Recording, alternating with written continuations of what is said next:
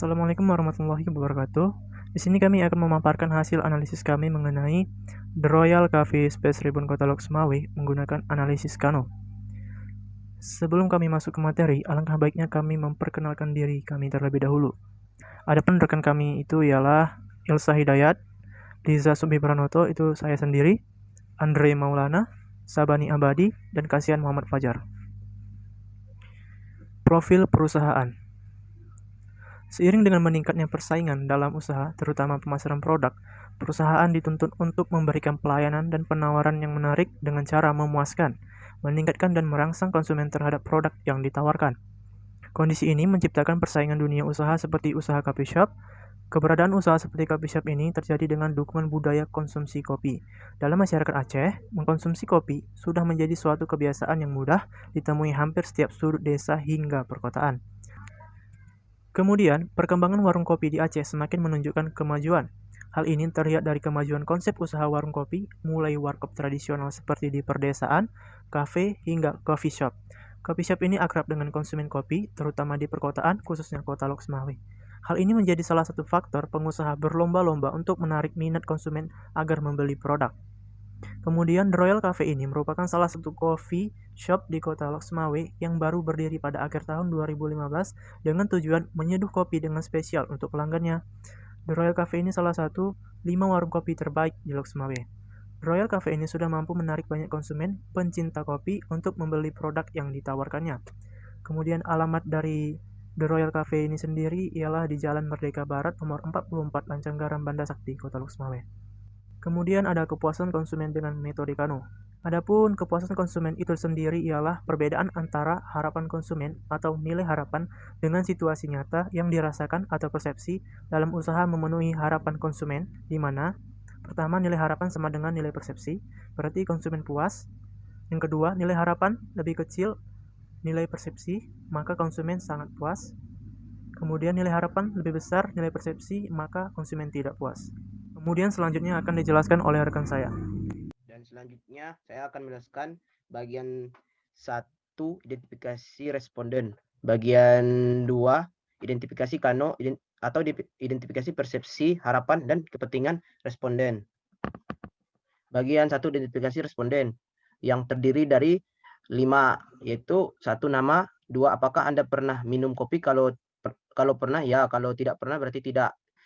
Pilih saja yang mana yang Anda suka. Apakah Anda suka berkumpul bersama teman keluarga di kedai kopi? Sama saya dengan nomor 2. Yang 4, apakah Anda pernah mengunjungi kedai kopi di Royal Cafe Spare Ribbon yang ada di Lok Sumawe? Pilih saja di antaranya. 5, usia responden yaitu lebih kecil 20 dan B lebih besar 20. Dan selanjutnya identifikasi Kano.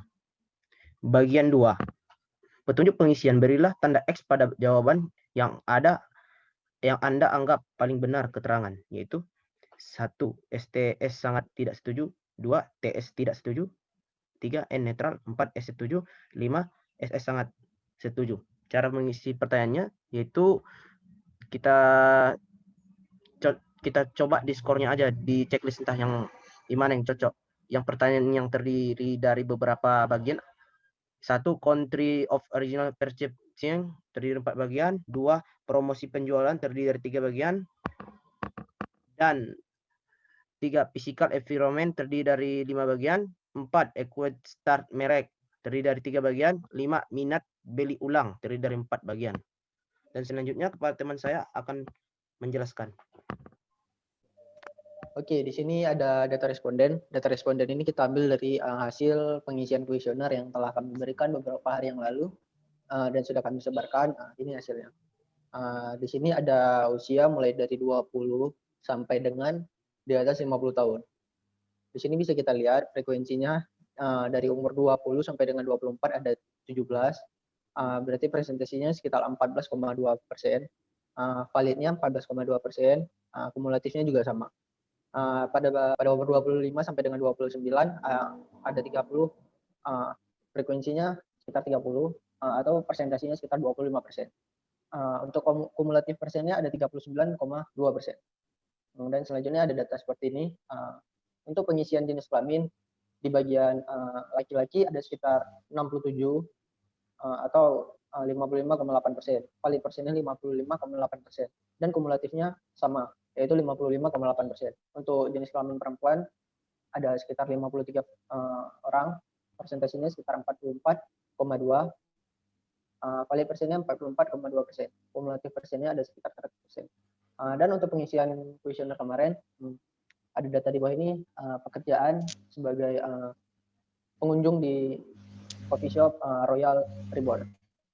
Sebagai pekerja BUMN ada sekitar 7 orang, sebagai pekerja freelancer ada sekitar 21 orang, untuk kuliah ada 2 orang, pelajar 22 orang, swasta 51 orang, dan wira swasta ada 17 orang, dan total 120.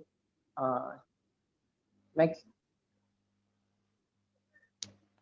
Oke, di sini ada statistik deskriptif tiap item dari pertanyaan.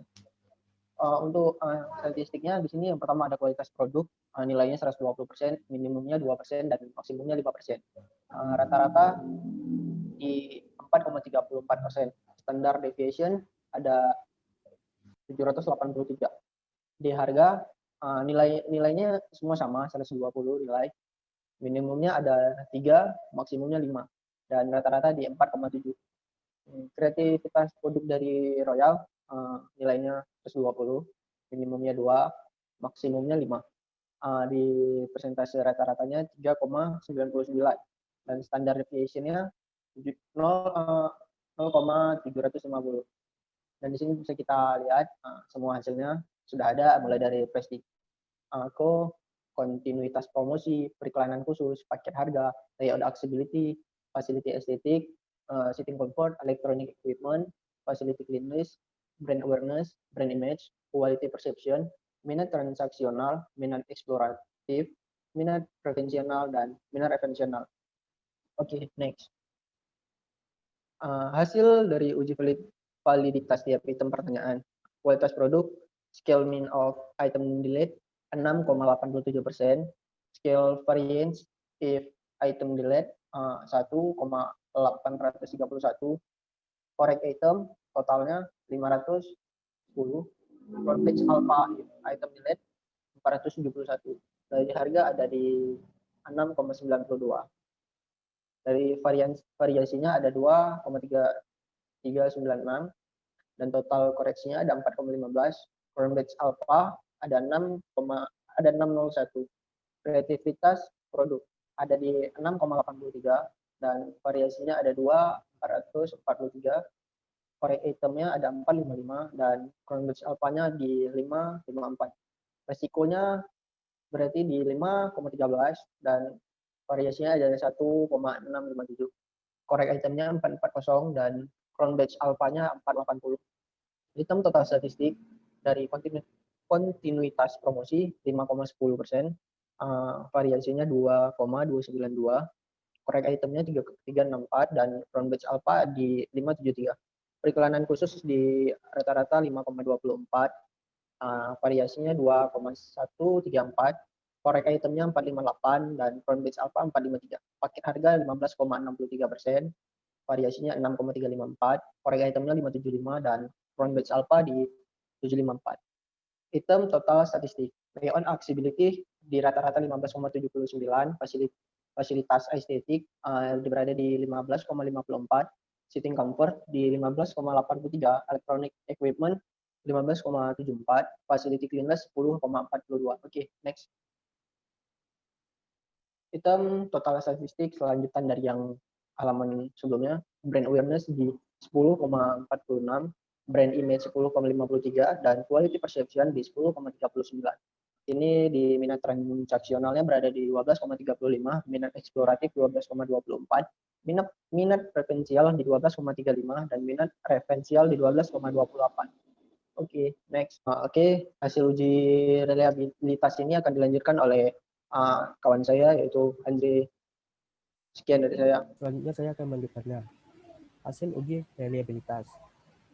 Hasil uji reliabilitas memiliki variabel, yaitu variabel country of origin, dari mana statistiknya crown batch alpha memiliki 645, nilai itemnya 3. Variabel promosi, yang dimana statistiknya crown batch alpha-nya memiliki 605, nilai itemnya 3. variabel physical evidence, yang dimana statistiknya Cronbach alpha 793. Nilai itemnya 5. Variabel ekuitas merek, yang memiliki statistik Cronbach alpha 847. Nilai item 4. Variabel minat beli ulang, yang dimana statistiknya Cronbach alpha 691. Nilai itemnya 4. Selanjutnya hasil perhitungan yang valid antara lain 1. Kuesioner harapan semua dimensi, 2. Kuesioner persepsi semua dimensi, 3. Kuesioner important level reliability bagian perhitungan reliabilitas, responsif, physical environment. Salah satu hasil perhitungan yang tidak valid dan tidak konsisten antara lain 1. Kuesioner important level dimensi assurance, 2. Kuesioner important level dimensi reliability bagian perhitungan validitas. Pengolahan data. Dalam pengolahan data memiliki kategori. Dalam mengkategorikan Kano, yaitu data yang didapat adalah 51 responden dan dikelompokkan dalam F dan D, di mana angka hasil kuesioner akan dilakukan pengkategorian. Berikut ini adalah kategori yang digunakan, yang dimana one dimensional, must be, attractive, dan indifferent. Jika keputusannya adalah 1, maka data tidak diperhitungkan. Nilai adjustment important. Semua kategori yang ada pada kuesioner country of origin, perception, promosi penjualan, physical environment, ekuitas merek, minat beli ulang, dan menghitung nilai adjustment important mengalihkan nilai satisfaction score dengan bobot Kano, lalu dipositifkan dan mengambil 4 data dengan nilai terbesar. Dari hasil adjustment important yang telah dipositifkan, didapatkan 4 pertanyaan yang akan dimasukkan pada tabel what atau demanded quality, sehingga kami mendapat what dan merancang how atau quality karakteristik atau perbaikan yang dilakukan untuk memaksimalkan what yang didapat sebagai berikut. What? 1. Memiliki kecepatan pelayanan atau responsif. 2. Memiliki menu menarik yang mencerminkan image tempat atau tangibles. 3. Memiliki orang yang telah dilatih dengan baik, kompeten, berpengalaman atau reliability. Selanjutnya akan dilanjutkan oleh teman saya. Baik, saya akan melanjutkan penjelasan dari kawan-kawan saya, yaitu tentang adjustment in time. How? Yaitu dengan yang pertama, melakukan pelatihan atau training terhadap karyawan. Dengan pelatihan ini diharapkan karyawan bisa meningkatkan skill-nya lebih baik lagi.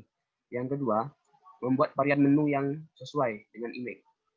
Nah, dengan ini pelanggan akan semakin penasaran dengan kafe tersebut. Yang ketiga, membuat persyaratan untuk karyawan baru sesuai kriteria yang ada. Yang keempat, mendesain ruangan yang menarik dan sesuai image.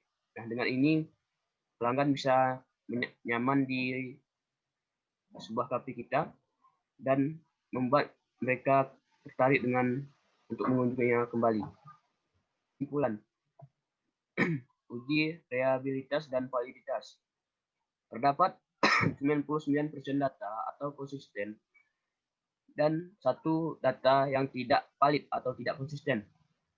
Karena terdapat 1% data yang tidak valid, maka dapat disimpulkan bahwa kuesioner ini cukup dapat dipercaya dan dapat menjadi referensi untuk tingkat kepercayaan terhadap The Royal Coffee Space Ribbon.